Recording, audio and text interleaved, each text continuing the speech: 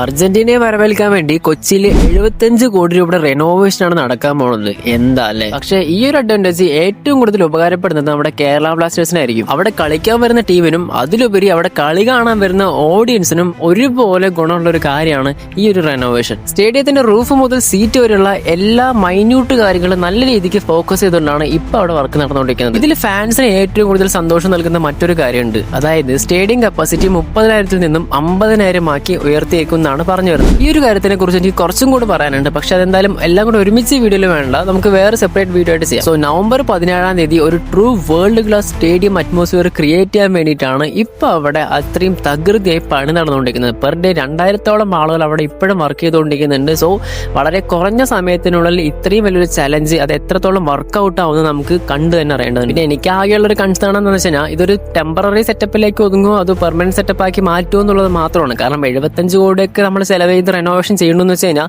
ഉറപ്പായിട്ട് അത് പെർമനന്റ് ആക്കണം. പക്ഷെ 75 കോടി എന്ന് പറച്ചിൽ മാത്രമേ ഉള്ളൂ.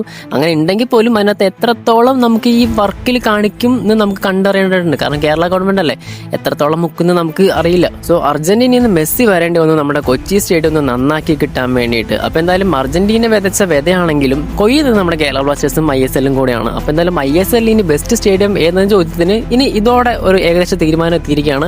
യെസ്, ഓഫ് കോഴ്സ് നമ്മുടെ കൊച്ചി സ്റ്റേഡിയം തന്നെ ആയിരിക്കും ഇനി ഈ വർഷത്തെ ബെസ്റ്റ് പിച്ചിനുള്ള അവാർഡ് കിട്ടാൻ പോകുന്നത്. നിങ്ങളുടെ അഭിപ്രായങ്ങൾ താഴെ ഉറപ്പായിട്ടും കമന്റ് ചെയ്യുക. വീഡിയോ ഇഷ്ടപ്പെട്ട ലൈക്ക് ചെയ്യുക, നമ്മുടെ ചാനൽ ഒന്ന് സബ്സ്ക്രൈബ് ചെയ്ത് സപ്പോർട്ട് ചെയ്യുന്നവരും പരിഗണിക്കുക. നമ്മുടെ കൊച്ചു ചാനലാണ്, വളർന്നു വരുന്ന ഒരു ചാനലാണ്. സോ നിങ്ങളുടെ സപ്പോർട്ട് ഉറപ്പായിട്ടും വേണം. Okay, thanks for watching guys.